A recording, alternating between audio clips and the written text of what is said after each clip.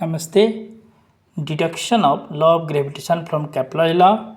Suppose mass of planet M moves around the sun in a circular orbit, radius r.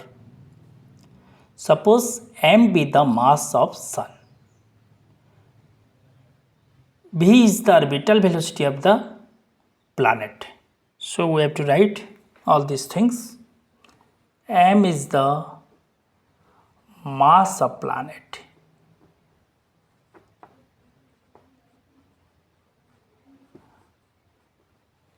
M be the mass of sun.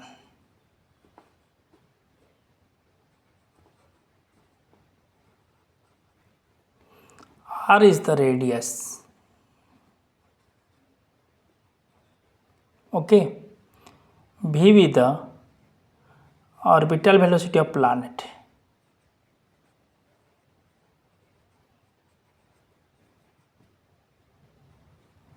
Orbital velocity of planet. Okay. Then required centripetal force is equal to mv square divided by r. mv square divided by r. So then v is equal to orbital velocity is equal to circumference of orbit. Circumference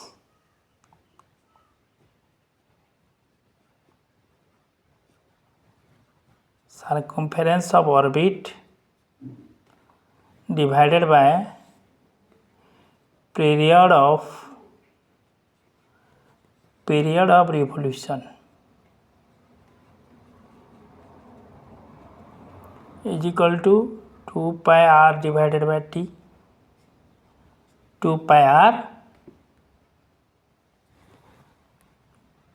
2 pi r divided by t, or we can say v is equal to r into omega is equal to r into 2 pi divided by t.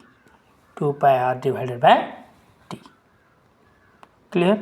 Then we put this value in v square.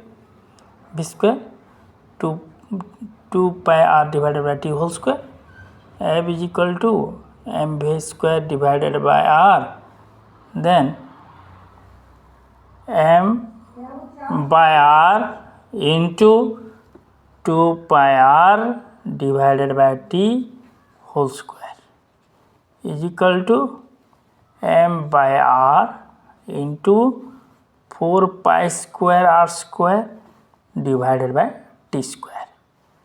R will be cancelled.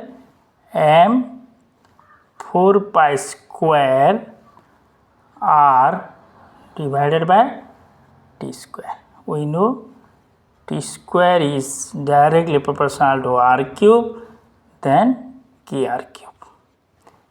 T square is equal to kr cube. Then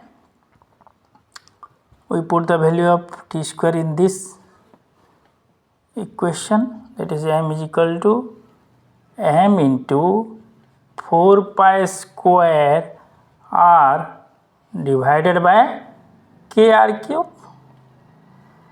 Kr cube, r will be cancelled. This is r square.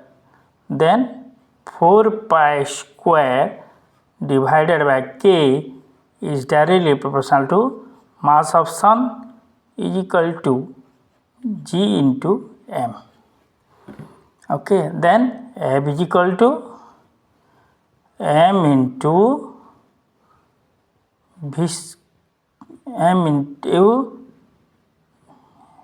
g into m, gmm divided by r square. Then in conclusion we write a planet acted upon a centripetal force. A planet is acted upon a centripetal force is directed towards the sun. The force acting on a planet is inversely proportional to the square of the distance between the sun and the planet. The force acting upon on the planet is directly proportional to the product of the masses of the planet and sun. In this way, we have to deduce the law of gravitation from Kepler's law. Thank you. Namaste.